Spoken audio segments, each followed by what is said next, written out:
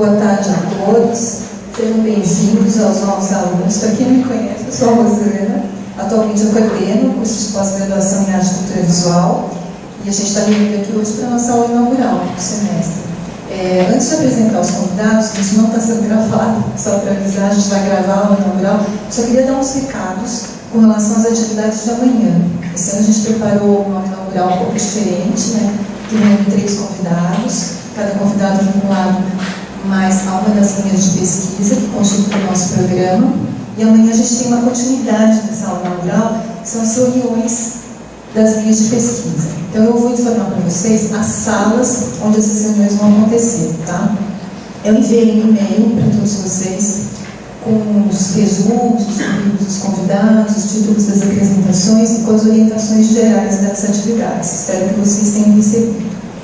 Como a gente está acontecendo essa semana calorada, que é a recepção dos alunos ingressantes na graduação, para evitar o choque das atividades, eu desloquei as reuniões para o prédio do Media Lab, tá? Então, os integrantes, professores e alunos das linhas A e C vão se reunir amanhã a partir das 11 horas, a linha A no auditório do Media Lab e a linha C na sala de reuniões, das 9 às 12. Né? E na sala 19, os integrantes da linha B. Tá? Então, A e C no Media Lab.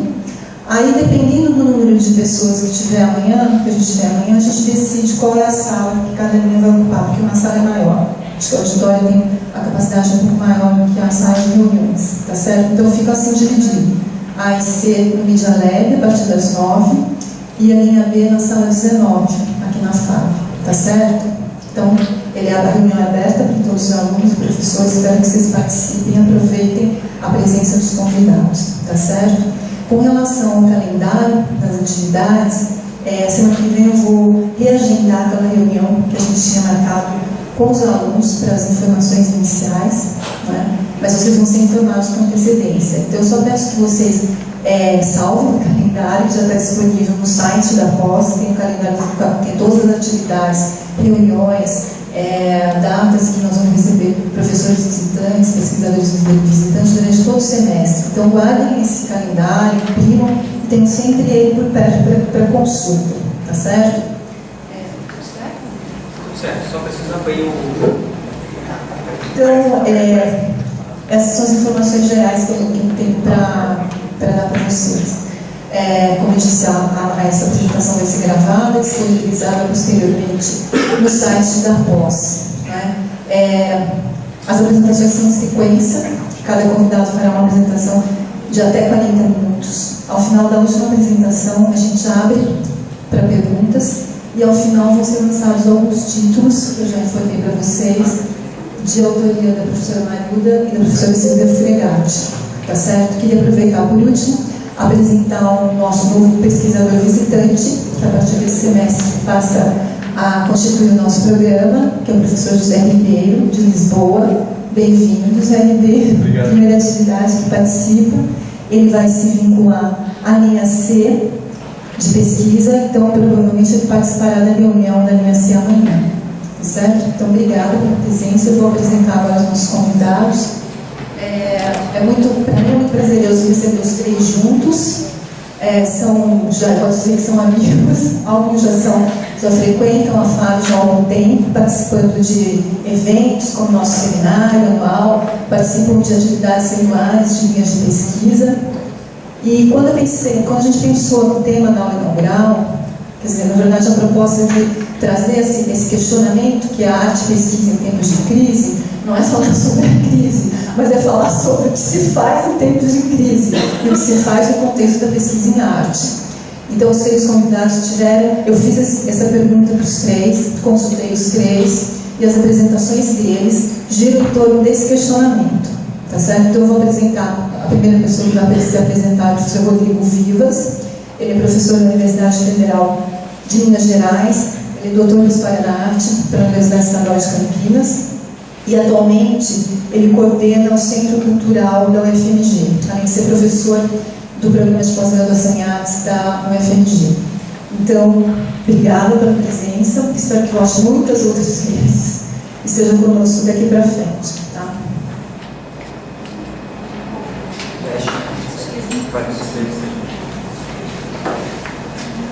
Boa tarde a todos. Para mim é uma felicidade muito grande estar aqui hoje para falar um pouco para vocês. Eu acho que esse é um dos espaços assim, mais ricos de contribuição, a possibilidade de você sair da sua própria universidade, ver como que as outras pessoas estão pensando, né? Agradeço muito a receptividade. A gente sabe das dificuldades de receber um professor, né? A gente tem que mudar a nossa vida integralmente para recebê-los. E no momento de crise que eu vou estar discutindo, ainda é um pouco mais difícil. Naturalmente, eu não vou tratar de forma literal a questão da crise, eu vou falar um pouco aqui da minha trajetória. Eu escolhi duas apresentações, uma primeira apresentação e uma segunda parte da apresentação. Em linhas gerais, eu vou dizer como que eu tenho trabalhado, e depois na segunda parte eu vou fazer um estudo de caso de como esse trabalho está sendo desenvolvido. Eu peço gentilmente que eu seja alertado quando faltar 10 minutos para ser educado com o restante da mesa, para a gente ter um debate também. Eu acho que a primeira coisa que eu gostaria de dizer é que há 2 anos atrás, não vou precisar datas porque senão denuncia a minha idade, senão eu vou ter que ficar falando de décadas, é muito desconfortável para os jovens. A pessoa fala assim, nos últimos 20 anos, é péssimo. Então, eu vou dizer que nos últimos anos, nos últimos 5 anos, eu não imaginaria fazer essa fala que eu estou fazendo agora. Isso já é para mim uma questão completamente distinta. Por quê? Porque eu sou um historiador, nunca tive dúvida que queria ser um pesquisador, um teórico da área. Não estava claro para mim que seria no campo das artes, a primeira coisa. E nos últimos 5 anos eu me vi na necessidade de fazer uma proposição social e uma proposição fora da universidade. Aí toda a realidade mudou imensamente. O conforto que a gente tem naturalmente numa sala, numa biblioteca ou numa sala de aula, se torna muito desconfortável quando você tem que enfrentar problemas gerais. Então, a primeira questão que eu vou levantar é que aqui eu não vim defender nenhuma teoria geral, não acredito mais nelas. Então, quando dizem, ou que a gente já estava conversando na mesa, antecipando, né, a história da arte a teoria eu não sei o que isso quer dizer, mesmo sendo um doutor em História da Arte. Eu começo minha provocação por aí e eu espero que vocês entendam e se sintam muito provocados, que esse é o lugar, tá? E quem dormir eu grito e jogo água. É assim que a coisa funciona. Então, a primeira coisa, eu estou aqui, vou apresentar o grupo de pesquisa, que esse grupo de pesquisa chama Memória das Artes Visuais. Esse grupo de pesquisa do CNPq tem o objetivo de levantar, catalogar e pesquisar a história da arte em Belo Horizonte. Em não significa que é um pressuposto regional, né? Significa que é um estudo dos artistas que circularam, que atuaram e dos acervos que a cidade de Belo Horizonte possui. A utilização do termo em amplia o interesse pelas complexas dinâmicas que caracterizam o mundo da arte e o circuito artístico, nas suas mais diversas formas de materialização. Estudo das coleções, de artistas individuais, de exposições, da crítica de arte, além dos mecanismos de validação e valoração artística. Nesse sentido, o estudo dos salões transforma-se em uma experiência fundamental que será abordado ao longo da minha fala. Demarcando também um outro território. A pesquisa realizada tem como foco as pesquisas sobre arte e não propriamente as pesquisas em arte. Mas acho importante contextualizar o interesse por esse tipo de pesquisa. Minha formação inicial em História foi realizada em Ouro Preto, com a convivência diária e constante com o cenário artístico. Não o cenário artístico institucional ou institucionalizado, mas o cenário marcado na pedra, na terra, na veia. Como não ser contaminado com uma experiência como essa? Mas não tive naquele momento nenhuma reflexão específica do campo. Aproximei-me da teoria.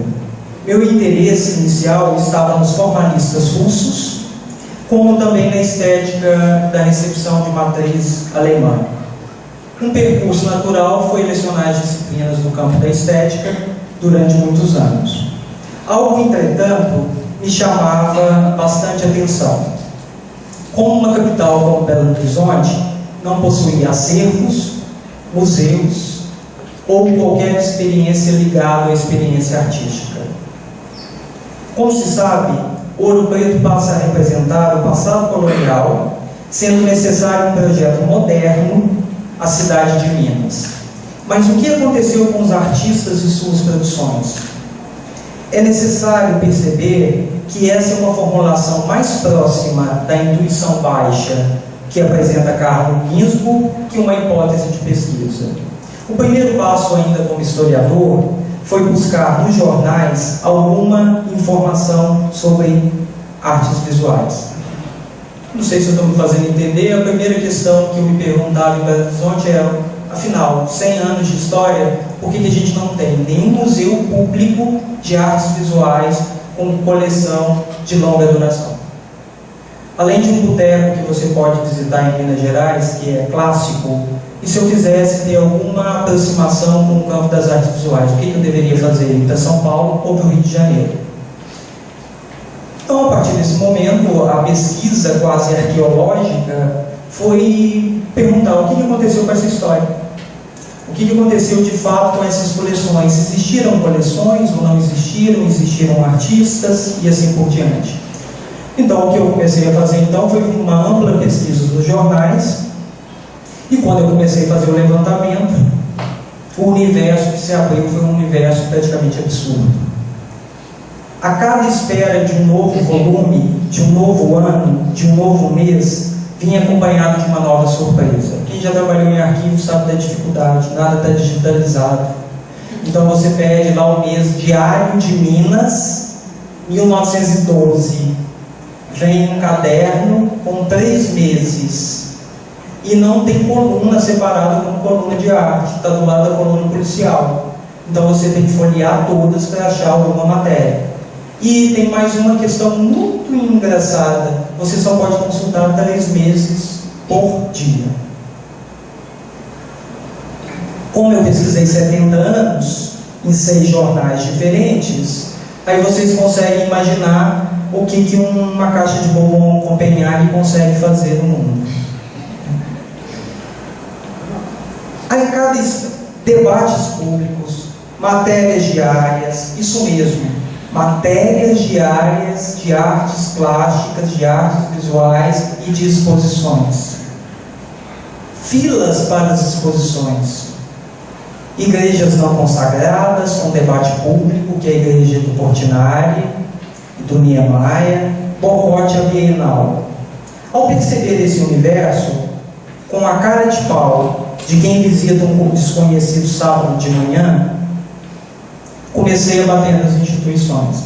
Para falar a verdade, está sendo gravado, mas não eu vou ser processado mesmo, mas com a cara de pau de uma pessoa que toca a campainha e fala assim, ok? A pessoa pergunta, você sabe qual é o verdadeiro nome de Jesus? Sábado de manhã. E você olha para a pessoa e fala assim, não sei. Eu falo assim, eu posso subir para conversar com você? Esse era o mesmo constrangimento que surgia quando você batia numa instituição e perguntava, aqui, tem obra de arte aqui? Ninguém sabia responder. Ao perceber esse universo, fui ao primeiro museu denominado Museu de Arte da Pampulha.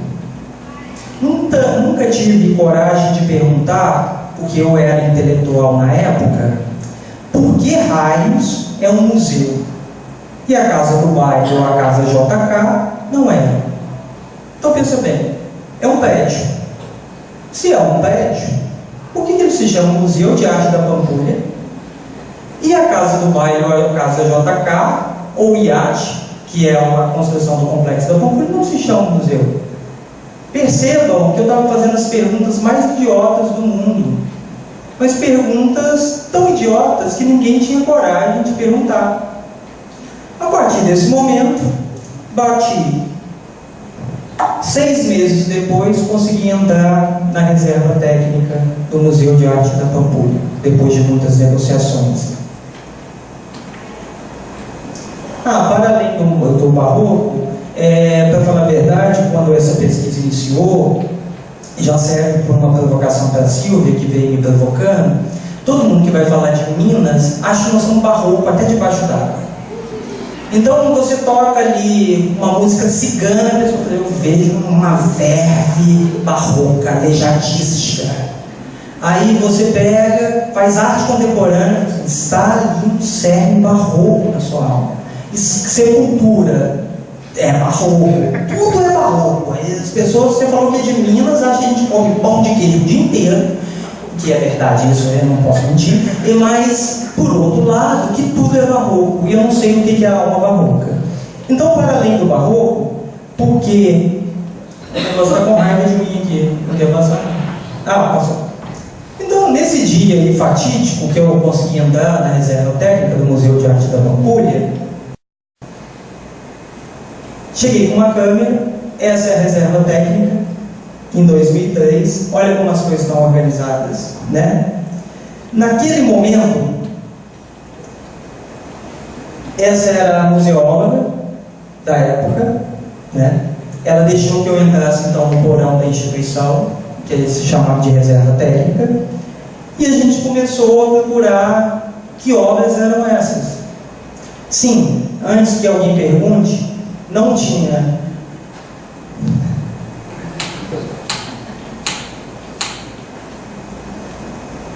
Rosana, isso cara, assim, muito brilhante. Adorei você. Nesse momento, e as fotos são muito bem feitas, porque eu sempre fiz fotografia de arte desde criança, né? Quando você faz uma foto toda desfocada, a gente fala que é fotografia de arte. Então foi esse caso. Nós estávamos olhando que obra era essa. Não sabíamos. Em 2003, 90% da coleção não estava cadastrada, não sabíamos de quem era a obra, autoria, nem nada disso. Era um verdadeiro mistério. Mas está dando muito pulo aqui, gente.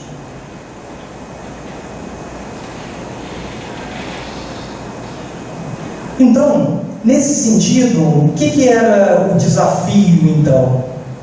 O Museu de Arte da Pampulha coleciona 1.500 obras. De quem? Ernesto Neto, Leon Ferrari, Alberto da Veiga Guignard, coleção de arte chinesa contemporânea, e Portinari, de Cavalcante, Lazar Segal, a lista aqui é infindável. O que significava dizer então? O meu questionamento aumentava. Por que então que a gente não conseguia um museu, uma pinacoteca pública, porque faz parte da prefeitura, expondo essas obras? E quando o museu expunha obras, ele fazia exposições como essa, e ainda faz. Essa é uma exposição de 2008, e eu gostaria que vocês observassem essa obra que foi exposta na exposição, uma obra do Ângelo Aquino, e na pesquisa que eu fui fazer depois em todos os jornais, a gente descobre que a obra é montada dessa forma. Então, sem ser muito categórico, eu posso dizer que 90% das obras contemporâneas que foram mostradas no Museu de Arte da Prefeitura e as obras históricas foram mostradas erradas. Por quê? Porque não tem pesquisa, não tem valoração, validação e nenhum tipo de interesse em termos de exposição. Nesse sentido, defini uma delimitação muito curta de 70 anos e levantei todas as matérias críticas publicadas nos jornais em Belo Horizonte, para fazer esse acompanhamento. O MAV surge nesse momento, com todas as fontes de jornal. Nesse momento, o problema assumia grandes proporções. Assumia grandes proporções que eu descobri logo em seguida que mais duas instituições estavam no mesmo patamar. O Museu Mineiro possui 28 mil objetos que não são expostos ao público. O Museu Histórico Abílio Barreto, mais de 10 mil objetos. Olha, eu estou falando aqui que a gente não consegue nem discutir se é um objeto que pode entrar numa chancela como valor artístico ou não. Então, estamos numa etapa anterior, que os objetos foram reunidos e não foram pensados, estudados, funciona como um depósito. Em uma tarde que a energia de pesquisador nos falta, com tanta necessidade de negociação com as instituições, olhei para a minha biblioteca. No primeiro volume, o subtítulo é A Arte Morreu. No segundo, a história da arte morreu. Tudo era morte na discussão. E eu comecei a me ficar muito incomodado com a situação, porque eu percebi, e essa é uma provocação gratuita, que no Brasil a gente está muito mais próximo da necessidade de fazer composições à la Vasari do que à la Danto. Estamos trabalhando diariamente com um debate intelectual da desconstrução, sem levar em conta um primeiro princípio da construção. Eu não estou dizendo que essas teorias a gente deve voltar no século XVI, não é uma reivindicação tão tola, mas a reivindicação seria: por que a gente não conhece a nossa própria experiência artística? Então, quando a gente diz a história da arte está em crise, eu digo, qual?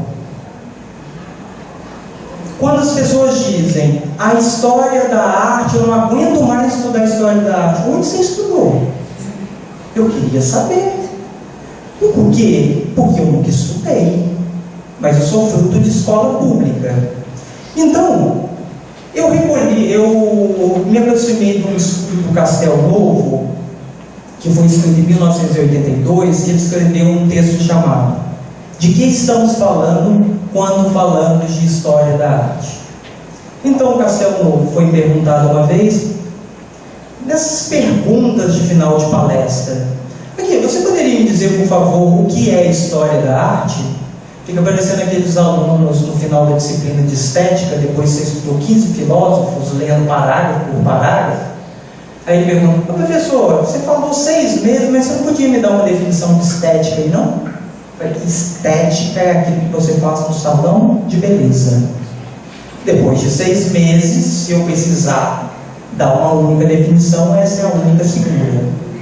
As outras, a gente demoraria mais 6 meses de curso.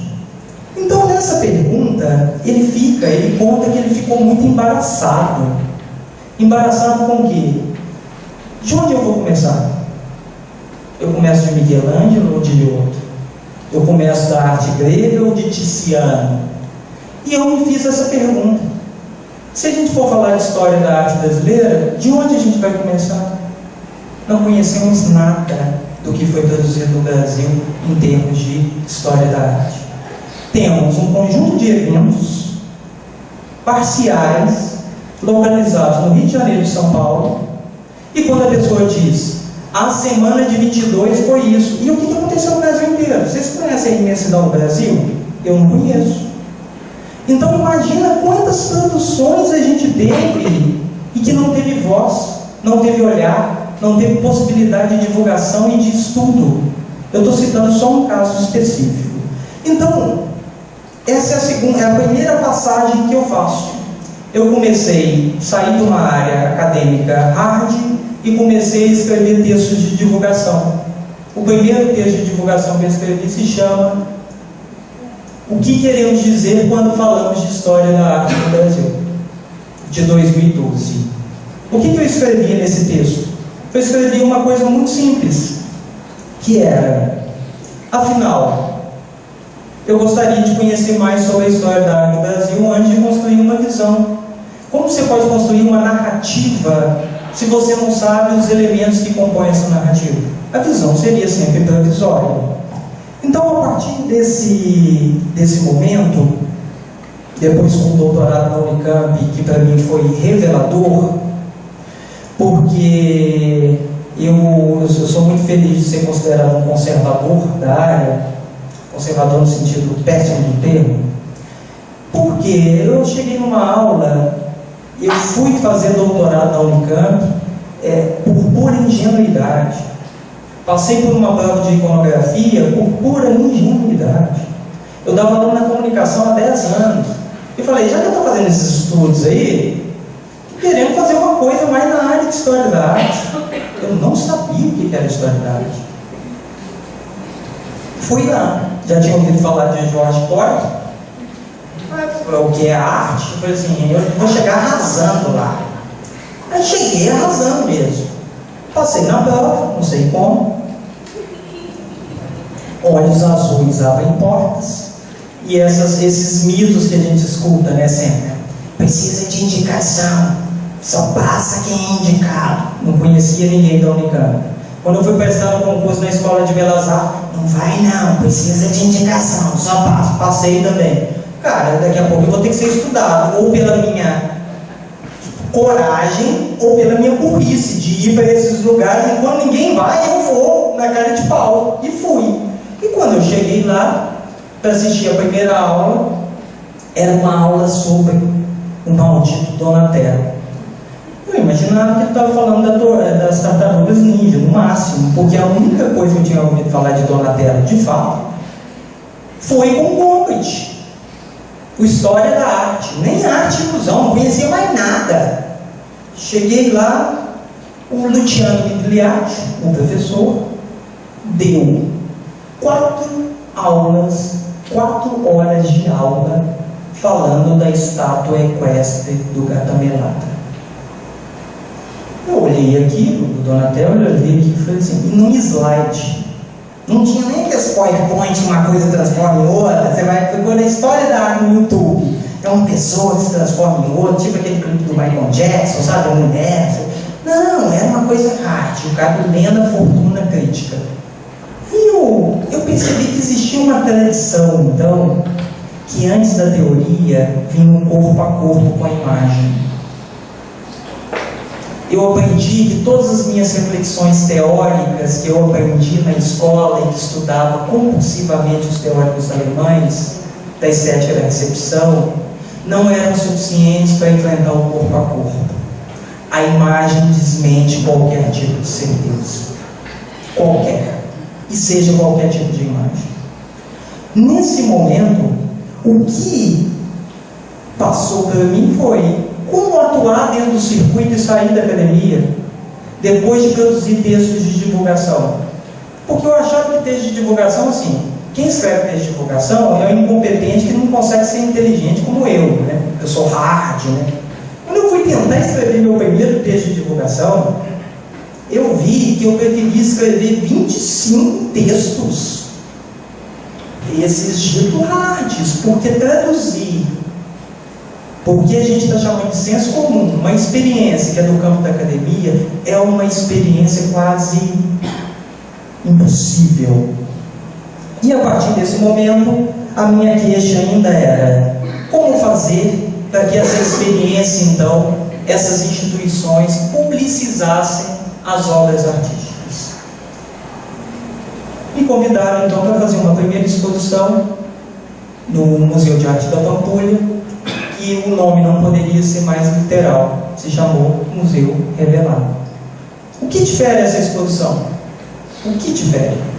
Difere o seguinte, desculpa, assim, só no parênteses, né, de 2008, de 2005 a 2008 eu estou cursando então meu doutoramento na Unicamp, orientado pelo professor Nelson Aguilar, estudando exclusivamente os salões e as aproximações com as bienais nas coleções do Museu de Arte da Pampulha. Esse foi o meu tópico de doutorado. E a partir desse momento eu expandi um pouco e fui chamado para fazer essa exposição. O que nós fizemos nessa exposição? Os conservadores, restauradores, ores, começam a dizer: não é possível expor nenhuma obra dentro desse museu, porque lá era um antigo palácio de cristal, é um cassino, não vai dar certo, não vai fazer, não é possível, fique em casa, volta para casa, assim. Fizemos uma exposição, então, que Leon Ferrari, preservando o espaço interno, tem um catálogo, viu, que eu trouxe além do livro, eu vou doar para a biblioteca, tá? Os catálogos. Então a gente fez uma exposição, e essa é a primeira exposição do Museu de Arte da Pampulha que conta a história da própria coleção. Então é o museu, é o prédio então do Niemeyer, recebendo a primeira vez uma reflexão sobre aquilo que estava no Corão. Um recorte muito inicial. Ernesto Neto, né, a Vicky Muniz. Então o que nós fizemos? Fizemos um projeto. Fizemos significa que tem uma equipe de 200 pessoas. Mentira, 3. Mas tudo bem, vamos fingir que nós estamos no Louvre ou em algum lugar assim. Como eles falavam assim, você vai matar o museu? Fizemos um tipo de expografia que a pessoa conseguia ver as obras e ainda perpassar as paredes, perpassar a paisagem, né? Porque o prédio é sempre um prédio intocado ou intocável. Nessa primeira intervenção, então, teve um segundo fruto depois do museu revelado, que a gente conta uma linha histórica e faz uma proposição da constituição da coleção. Depois disso, em 2015 exatamente, um outro convite surgiu para fazer uma outra exposição. Só que eu já estava muito insatisfeito de mostrar só o Museu de Arte da Pampulha. Resolvi unir os 3 acervos das instituições, fazer um recorte e mostrar que também a constituição das coleções eram artificiais. O que nós fizemos? É impossível mostrar uma obra do século XIX. Mentira, tudo é possível, né? O que nós fizemos? Uma plotagem para preservar e uma coisa desse nível. Vocês estão vendo essa estrutura? Construímos uma estrutura de mais de 6 metros dentro do museu. O que era a proposta? Fazer um museu dentro do museu. Todo mundo discutia que o espaço do prédio é mais importante, então eu gostaria que as pessoas tivessem um impacto do museu fechado. Eu não vou aqui me alongar nessa exposição, também foi gerado um catálogo sobre isso, os vídeos estão disponíveis no rodrigovivas.com, mas essa exposição se chamou Do Olhar do Íntimo ao Relacional.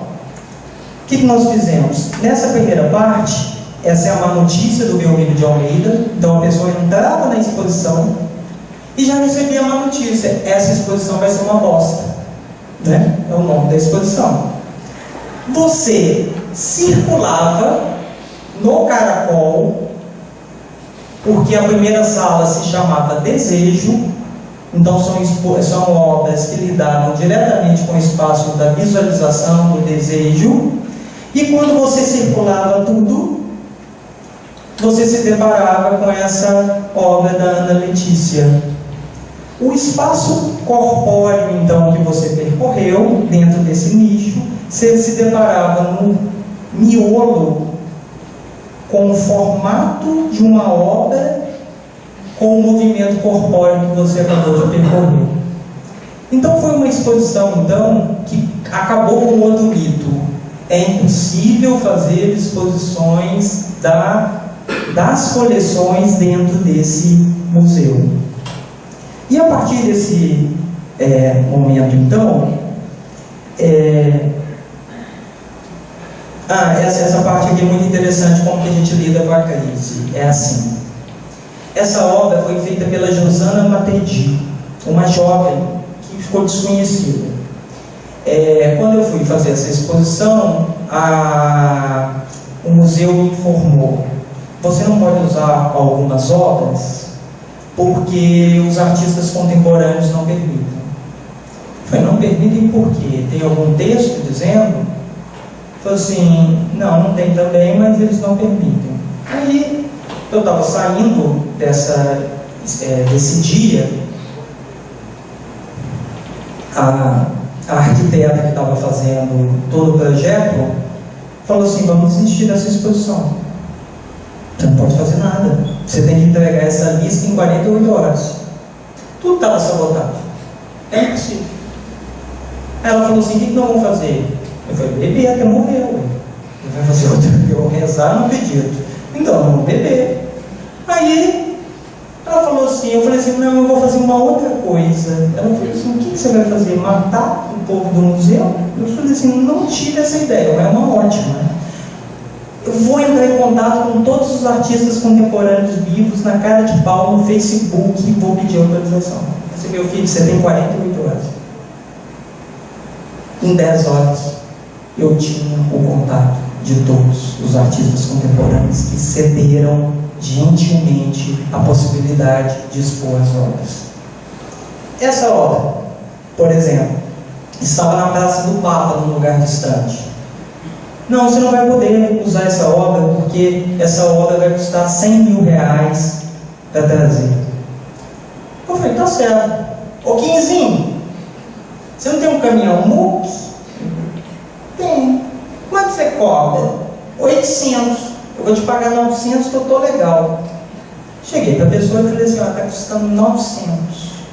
Ela falou assim: 900? É. E fica tranquilo que eu vou pagar com o meu dinheiro. Aí a minha esperança é que ela ia ficar constrangida e falou: não, então a gente paga. Mas não ficou desgramada. Mas a gente vai e paga. Por quê? Quando essa obra chega ainda, essa parte aqui é a parte mais da piada maior. São peças pesadíssimas, e quando ela está sendo colocada naquele momento, porque ela reflete, bateu no muro. Aí uma pessoa da conservação diz: aí um muro de pedra. A obra de arte está batendo no muro, e a pessoa: o muro, e a artista do meu lado, com a obra batendo. Eu falei assim: dá-me força.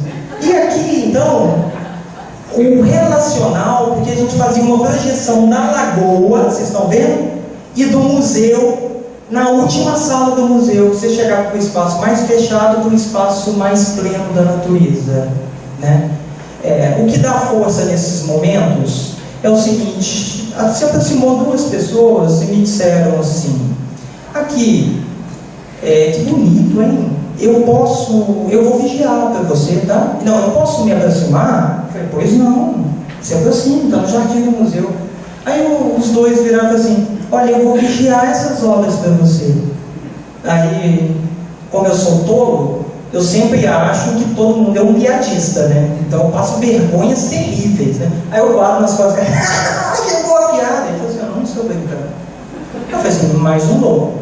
Aí ele falou assim: nossa, gostei muito, essa exposição muito linda, não sei o que, não sei o que. Quando veio, o cara, o segurança chegou para mim e falou assim: sabe quem são essas pessoas? Eu falei assim: não. Os dois moram naquela rede de esgoto ali, naquela saída de água, que dá de frente para o museu. Você vai ver a fogueirinha deles. E eles não estavam brincando. Eles criaram uma afetividade com essas obras, se sentiram incorporados, né? E ofereceram. O que eu fiz questão de fazer? Ir lá e falar assim: no lançamento vocês estão convidados, são meus convidados. E aí eu percebi que a gente tem, às vezes a gente está fazendo coisas para as pessoas erradas. Às vezes. Eu acho que a gente tem que fazer as coisas para as pessoas que realmente se importam, né? E essas pessoas que nos interessam, eu acho. Então, nesse sentido, já está na minha hora? 10 minutos. Nesse sentido, a coisa, assim, para ficar claro, assim, das pesquisas que eu estou fazendo, está claro que nenhuma teoria me conforta de antemão. Por quê? porque cada especificidade de cada obra, de cada necessidade, eu tenho um aporte teórico específico da necessidade. Então coincidiu também, um acaso, eu fui convidado para dirigir o Centro Cultural UFMG, que fica no hipercentro da cidade, que a gente chama de Baixo Centro. É uma construção de 1904, e eu queria que vocês entrassem, conhecessem, e nesse sistema então de intervenção social para pensar essa dinâmica da crise, criei um cinema gratuito para o hipercentro. Criei uma residência artística, ok? Criamos uma residência de artes cênicas. Temos concerto erudito de graça, para achar que pobre e gente simples não pode escutar música erudita, tem que escutar funk. Pode escutar funk, mas tem que ter o direito de conhecer outras possibilidades. E o trabalho, então, o trabalho cresceu imensamente. Nesses últimos tempos, eu, junto com a equipe, são 15 funcionários, mais 10 bolsistas, mais bolsistas CNPq, mais doutorando. Nós fizemos mais de 15 curadorias, todas com textos autorais meus. Não é porque eu sou foda, é porque ninguém quer trabalhar de graça. E eu faço de graça, para a coisa movimentar. Então a gente faz o lançamento, faz a cobertura, faz a divulgação. Essas foram as exposições. A última que está agora, que eu pensei que eu teria mais 7 horas para falar, é a Imersão em Fúria, do Paulo, que em outra ocasião eu posso dizer como que esse processo para repensar uma série de artistas que trabalham no Brasil e não tem condição mínima de quê? De visibilidade, de expor trabalhos, de viver com o seu próprio trabalho e, principalmente, fazer uma reflexão sobre o seu próprio trabalho em diálogo com a sociedade e em diálogo com outros artistas. Na Escola de Belas Artes, por exemplo, da UFMG, não tem uma galeria de arte. Como que um espaço como esse, né, que é uma escola de belas artes, a pessoa não tem uma experiência mínima de exposição? Então, em certa medida, esse é meu convite para o debate. Eu agradeço muito e estou à disposição de vocês para a gente conversar. Obrigado.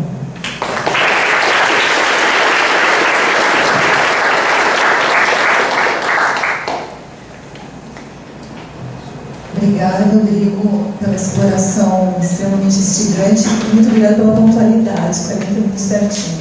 A próxima